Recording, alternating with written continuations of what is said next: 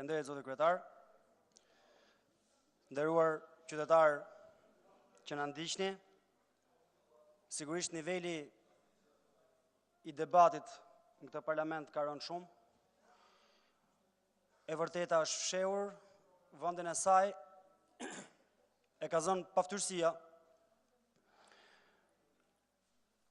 Sigurisht diskursi dita ditës bëhet dhe më rural, nuk bëhet vetëm për shkak të prezencës në këtë parlament, është një mënyrë të sjelluri e orientuar nga njerëz as pak rural, pikërisht që ju ky parlament t'ju shpifi. Pikërisht që e vërtetat mos, pikërisht që të bezdiseni. I nderuar qytetar, që ke fatin e keq të na ndjekësh sot, si çdo të njëjtë, të shoh sot gjithë ditën që dje mbas dite të shqetësuar për faktet e rënda, dramatike, kafshërore të ndodhura në shtëpinë e fëmijës së Shkodrës. Është një opinion tepër i acaruar, tepër i revoltuar, me të drejtë. Nuk janë standardet, nuk janë vlerat tona si shoqëri këto. Po ndërkohë të ftoj të mendosh. Sigurisht ata janë fëmijë të pambrojtur, fëmijë që nënë dhe babë duhet u bëjë shteti, duhet u bëjë shoqëria, për t'u reduktuar sadopak atë fatkeqësi të të qenit pa prindër. Është e tmerrshme, po. Po ndërkohë tmerret duke ne ka ndodhur haptazi për shkak të këtyre që sot keni në pushtet. Fëmijëve me nënë dhe me babë gjallë, fëmijëve që për shkak të kërkesës së nënës dhe të babës për të krijuar një mundësi të punojnë, të japin bukën e gojës, Luiza Tabaku ju bën grafikun se tek cili deputet duhet të shkojnë. Dhe kjo nuk është shpifje e Sali Berishës, ajo është në burg. Dhe Luiza Tabaku, zonja që bën konkurset këtu për administratën, ato të mirat fare, jo si në kohë Saliut, ka fituar konkursin. Dhe kjo është bërë e mundur ditën kur ka ardhur Rilindja. Fitojnë konkursin profesionistët e vërtet, futen në punë dhe çfarë bëjnë? Fillojnë dhe bëjnë një grafik prostitucioni për mësueset. Mësuesi, ashtu sikurse mjeku, në këtë shoqëri kanë qenë njerëzit gjithmonë më të respektuar. Ditën kur dolën përgjimet e Luiza Tabakut, jo qytetari digjitali Sali Berishës, është zyrtare, është dënuar, është në burg, duhet ishit ngritur. Ditën kur Koçoja i Sarandës, që rrit tek zyras, ndërkohë që Koçoja është këtu, i kërkonte qytetares t'i sillte fëmijën e mitur në krevat nëse donte punë. E dëgjua të gjithë, e pa të gjithë, nuk është shpifje e Sali Berishës, nuk është qytetari digjital. Tashmë zotëria është në burg. Është në burg nën këtë qeveri. Zyrtari kësaj qeverie me besimin politik të kësaj qeverie. Dhe në fund, Shukriu. Shukriu, për cilin këtu nuk u skuq asnjëri, përkundrazi, folën herë si Shukrie, duke thënë që fajin e ka shoqëria, do të thotë që fajin e ke ti, nderuar qytetar. Sepse dhe ti je shukri. Heshtja pak shukri të bën. Tmerri, drama që përjeton për shkak të fëmijëve pa nënë dhe pa babë, të shtëpisë fëmijës Shkodrër, në mënyrë të përsëritur, me hipokrizi të bën pak fajtor. A është ky një skandal? A janë këto që unë përmenda një skandal? Për kryeministrin jo. Kryeministri thotë ne po bëjmë detyrën, ne i emërojmë, e dim shumë mirë kush janë, i emërojmë me konkurs, jo për shkak të preferencave politike, por për shkak të zotësisë që kanë në detyrë.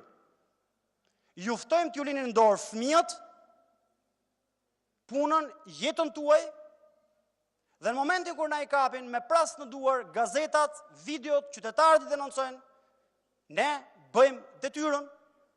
Ky nuk është skandal. Kryeministri nuk skuqet dhe nuk zverdhet, asnjë nga pjesa këtej e kësaj salle nuk skuqet dhe nuk zverdhet. Drejtorët e administratës, administratorët e ish komunave, praktikisht kryetarët e komunave, shefat e sektorëve, janë të gjithë ish të dënuar në pjesën më të madhe të tyre.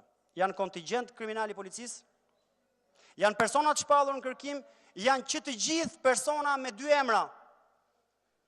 I fundit fare e kanë nxjerrë media sot, një drejtor shumë i rëndësishëm i qarkut Korçës, antar i Këshillit Bashkiak i Partisë Socialiste në Bashkinë e Pogradecit, me precedent penal, sigurisht dhe ai me 2 emra, është arrestuar në Itali.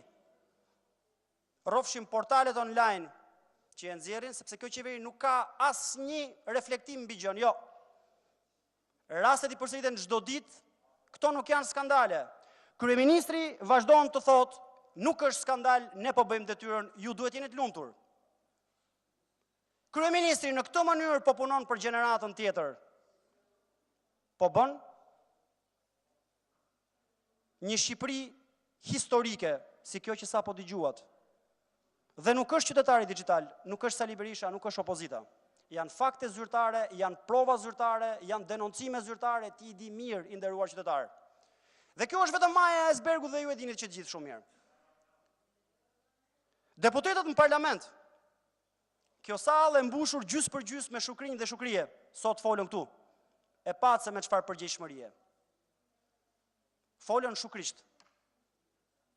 Kemi 2 vjetë që themi, janë të dënuar, janë në kërkim,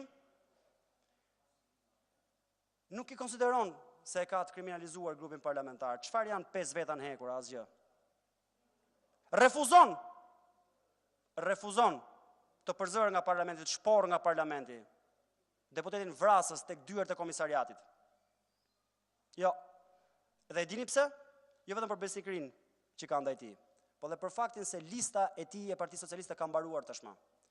E gjithë pjesa tjetër që do duhet ta zëvendësonte është aktualisht në burg. Po ky nuk është skandal. Ashtu sikur se nuk ishte skandal fakti që Mark Frokun e dinte që është vrasës dhe nuk foli. Madje kur kërcënoi ish kryetaren e parlamentit për shkak denoncimit të saj, i kërkoi thjesht ti përgjigjej me etik, nuk e pyeti, je i përfshirë në vrasje kundë ti apo jo. Dhe një pjesë të mirë të 1 milion votave, të 1 milion shuplakave me cilat ta krenohen, janë dhe për shkak kontributit tyre, të kriminalëve që ka futur në parlament. Çështja është, a janë 19 apo jo? Në fakt nuk janë 19. Bashkë me Koçën u bën 20, Koçën se kisha llogaritur.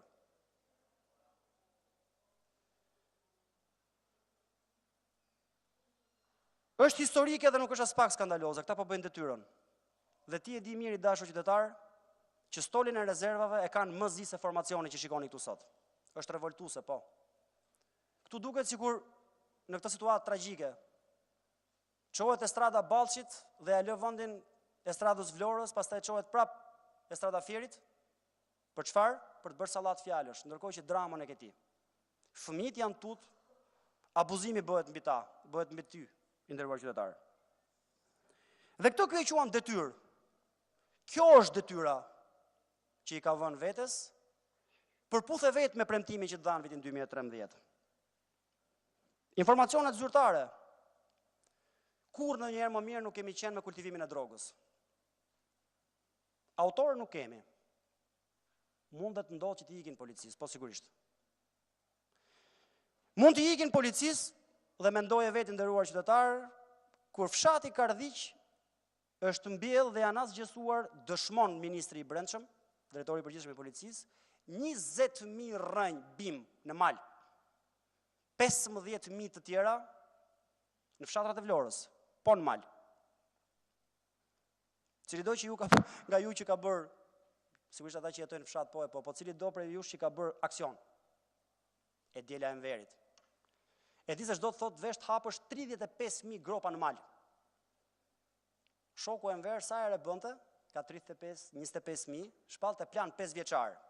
I madhe i vogël, ushtria, shok të sigurimit që të gjithë po. Të shkojmë të hapim gropa në mal, t'i bëjmë tarracat, pjellore, si të fushat. 5 vjet, ushtri me njerëz, për të hapur gropa në mal me lopat. Policia është pa autor. 35.000 gropa të hapura në 2 muajt e fundit, jo në 5 vjet.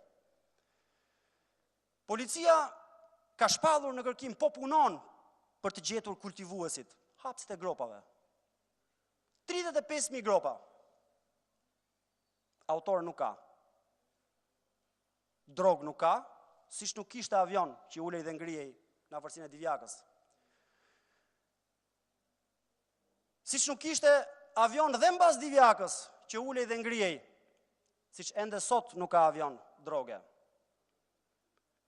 Siç ishin të gjitha shpifje për fshirja e drejtorit më të rëndësishëm të transportit qytetin e Sarandës në trafik droge, në mënyrë të përsëritur.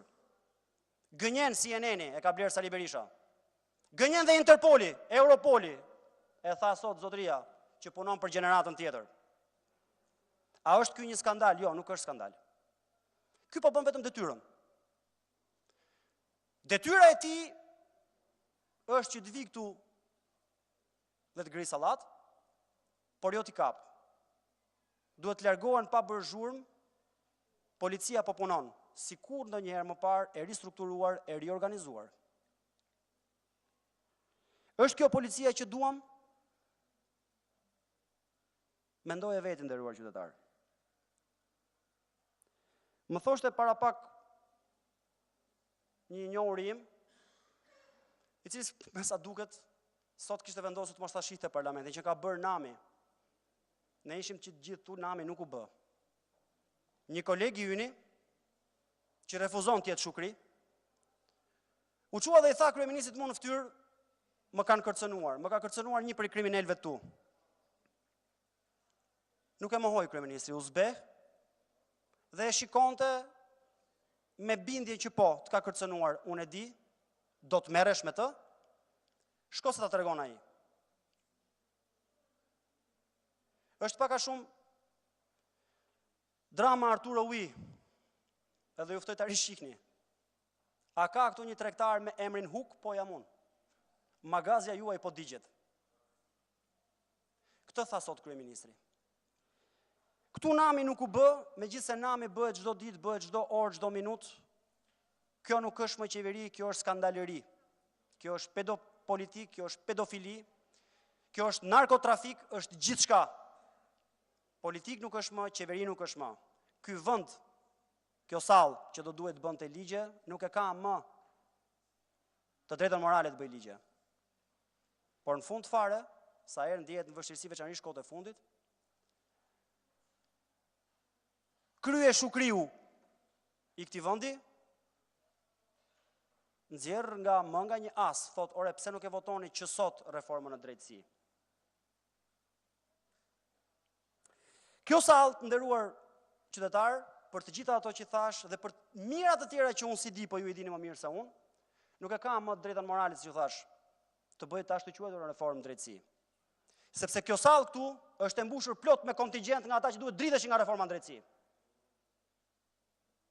Dhe përpiqem prap ta bëjmë tallje, ju e dini shumë mirë, ne nuk do t'i lejojmë. Kjo sallë këtu nuk është e përbërë më nga ligjvënës jashtë konfliktit interesit që duan, siç ju thon, të bëjnë një drejtësi më të mirë, më të drejtë për ju. Jo. Kjo sallë e kthyer në një kaush burgu tashmë ka 3 vjet. Është grup interesi.